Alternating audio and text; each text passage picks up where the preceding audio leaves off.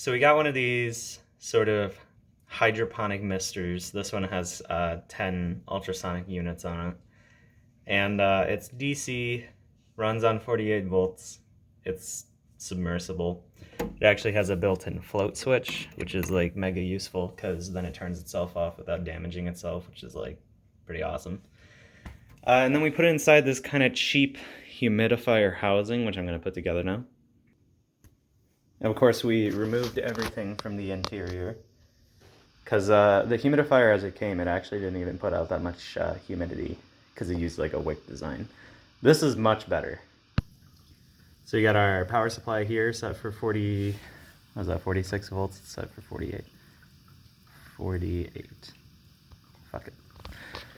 That's going in there, producing an enormous amount of mist. And all you have to do is just plug in the humidifier, the fan blows it down, and like magic, you have a fuckload of humidity. And that's just how it works. You run this for like, I don't know, 30 minutes and the whole house is humidified up to 40%. Works great. Dump gallons of humidity into your air.